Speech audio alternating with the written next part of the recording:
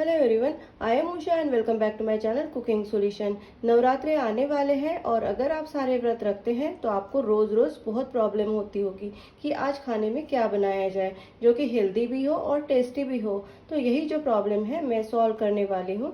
मेरे चैनल पे जो है काफ़ी सारी रेसिपीज जो है व्रत से रिलेटेड आने वाली है, तो मेरे चैनल को सब्सक्राइब करके रख लीजिए। तो आज हम बनाने वाले हैं कुट्टू के आटे के पकौड़े, जो कि बहुत ही ऊपर से क्रिस्पी और करारे होंगे और अंदर से बिल्कुल सॉफ्ट होंगे। तो चलिए आज बनाते हैं कुट्टू के आटे के पकोड़े, साथ में बनाएंगे एक मजेदार सी चटनी। तो चलिए शुरू करते हैं। चलिए चेक करते हैं हमारे जो पकोड़े हैं वो कितने क्रिस्पी और करारे बने हैं। इसकी आवाज़ ही आपको पता चलेगी कि ये कितने करारे बने हुए हैं और क्रिस्पी बने हैं। अगर आपको मेरी वीडियोस अच्छी लगती है तो लाइक कीजिए, शेयर कीजिए और सब्सक्राइब कीजिए। कुट्टू के आटे के पकोड़े बनाने के लिए हमने यहाँ पर 3 उबले हुए आलू लिए हैं। इसे हम मैश कर लेंगे। ज़्यादा हमने इसे बारीक नहीं करना है, थोड़े थोड़े पीसेस इसमें रहने चाहिए इस तरीके से। ज़्यादा बड़े पीसेस भी नहीं रहने चाहिए।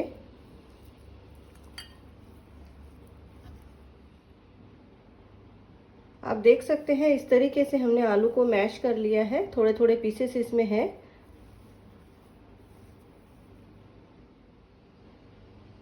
अब इसमें ऐड करेंगे हम एक कच्चा आलू। इसको मैंने लंबे लंबे काट लिया है इस तरीके से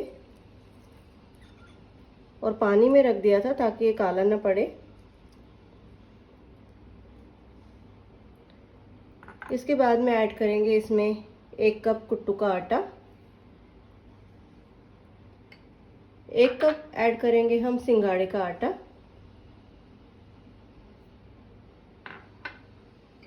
इसके बाद ऐड करेंगे अदरक। 1 इंच के करीब अदरक है ये और इसको मैंने कद्दूकस कर लिया है।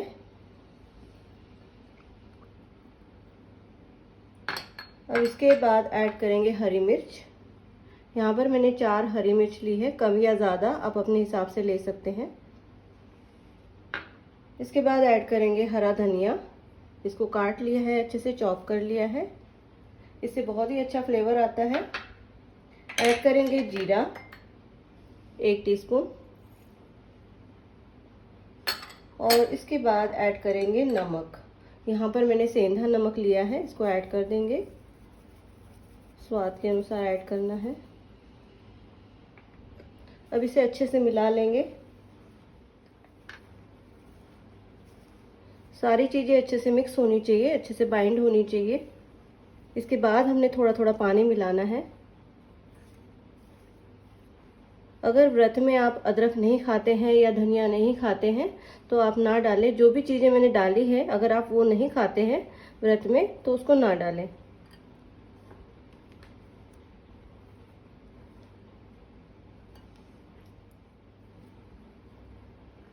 आप देख सकते हैं इन सभी चीज़ों को हमने अच्छे से मिला लिया है और आप देख सकते हैं ये बाइंड भी हो रहा है आराम से। तो हमें इसमें ज़्यादा पानी की ज़रूरत नहीं पड़ेगी। जो बैटर है हमें गाढ़ा ही चाहिए, पतला बैटर नहीं चाहिए। अगर आपको सॉफ्ट पकोड़े चाहिए तो आप पतला कर सकते हैं बैटर, लेकिन अगर करारे क्रिस्पी पकोड़े चाहिए तो आपको बैटर थोड़ा गाढ़ा रखना पड़ेगा। तो अब इसमें हम पानी ऐड कर देंगे थोड़ा थोड़ा, एक बार में नहीं ऐड करना है, थोड़ा थोड़ा ऐड करते जाएंगे।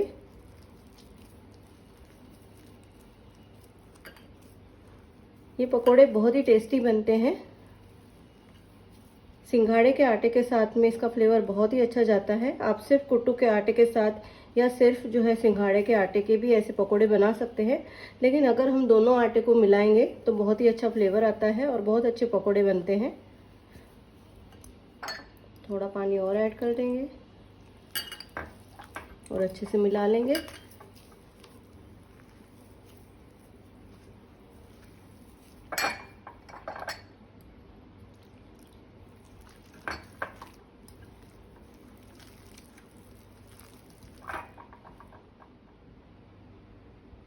पकोड़े का बैटर हमने बना लिया है और आप देख सकते हैं इसकी कंसिस्टेंसी, ये बिल्कुल भी फ्लोई नहीं है, गिर नहीं रहा है।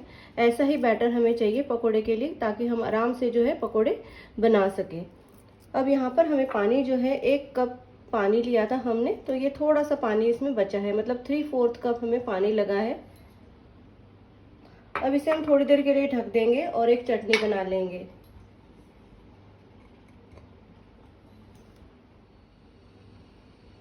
चटनी बनाने के लिए हमने यहाँ पर टमाटर लिए हैं, यहाँ पर 3 टमाटर लिए हैं मैंने और काट लिया है इसे रफली।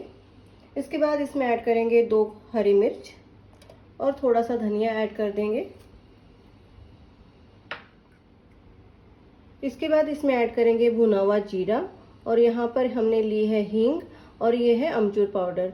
इन तीनों को ऐड कर देंगे।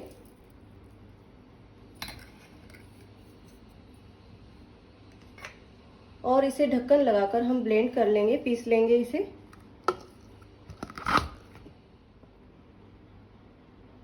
चटनी को हमने पीस लिया है। इसमें नमक डालना भूल गए थे तो नमक डाल देते हैं स्वाद के अनुसार। हमने जो है पकोड़े के बैटर में भी नमक डाला है तो थोड़ा ध्यान से ही डालना है हमने नमक। और थोड़ा सा हम रेड चिली पाउडर डाल देंगे, Kashmiri red chilli powder colour के लिए। और एक बार दोबारा इसे हम ब्लेंड कर लेंगे। नमक और लाल मिर्च डालकर दोबारा से हमने चटनी को पीस लिया है और आप देख सकते हैं इसका कलर जो है कितना अच्छा आया हुआ है। यहाँ पर मैं एक बात बताना चाहती हूँ कि अगर आप इस तरीके की चटनी व्रत में नहीं खाते हैं, टमाटर, धनिया, हींग और लाल मिर्च नहीं खाते हैं, तो आप इस तरीके की चटनी ना बनाएं। लेकिन कुट्टू के पकोड़े के साथ में इस तरीके की चटनी का जो फ्लेवर है बहुत ही अच्छा आता है। एक बार आप बिना व्रत के इस चटनी को बनाकर देखिए, बहुत ही अच्छा फ्लेवर आएगा। ट्राई करना आप इसको। अगर नहीं खाते हैं तो आप दही के साथ में भी कुट्टू के पकोड़े एंजॉय कर सकते हैं। अब हम पकोड़े तल लेंगे। कढ़ाई में तेल गरम कर लिया है और फ्लेम को हमने मीडियम किया है। अब छोटे छोटे हम पकोड़े इसमें बना लेंगे इस तरीके से। ध्यान से हमने कढ़ाई में डालना है। यहाँ पर मैंने छोटी कढ़ाई का उपयोग किया है ताकि तेल जो है ज़्यादा खराब ना हो। आप देख सकते हैं कितना सारा झाग जो है आ रहा है।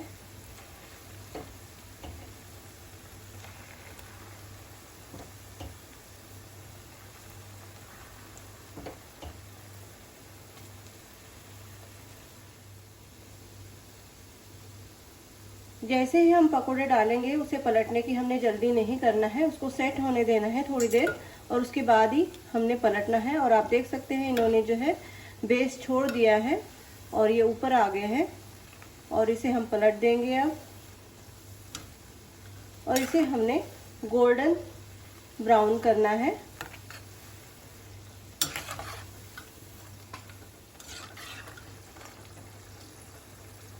आप देख सकते हैं कढ़ाई में झाग जो है बिल्कुल कम हो गया है और जो पकोड़े हैं उनका कलर भी चेंज हो गया है और ये थोड़े गोल्डन हो गए हैं।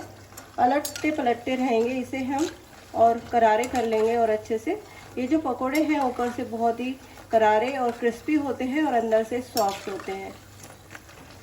पलटते रहेंगे इसे।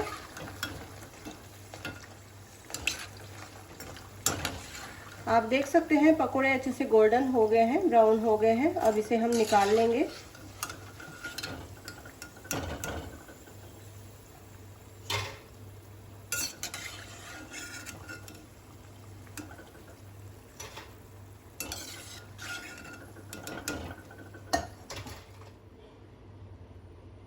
पकौड़ों को हमने जो है छाननी में निकाल लिया है ताकि जितना भी ऑयल है ये नीचे आ जाएगा। आप देख सकते हैं थाली में आ जाएगा।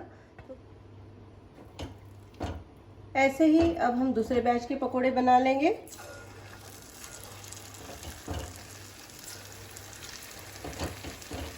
और इसे भी अच्छे से हम गोल्डन होने तक फ्राई कर लेंगे। छोटे साइज के पकोड़े बनाने हमें ताकि अंदर से जो है कच्चे ना रहे। हमने जो है कच्चे आलू डाले थे इसमें लंबे से काट कर, तो उससे जो है बहुत ही क्रिस्पी बनते हैं ये पकोड़े। तो वो ज़रूर आपने डालना है कच्चे आलू को।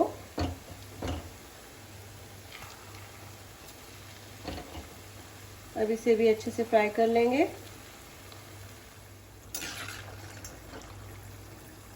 दूसरे बैच के पकोड़े भी हमने अच्छे से तल लिए हैं, फ्राई कर लिए हैं। अब इसे हम निकाल लेंगे।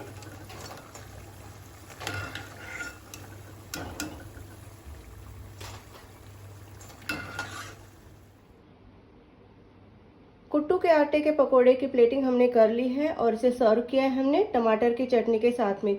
दोनों का कॉम्बिनेशन बहुत ही बढ़िया है। एक बार इस रेसिपी को ज़रूर ट्राई कीजिए।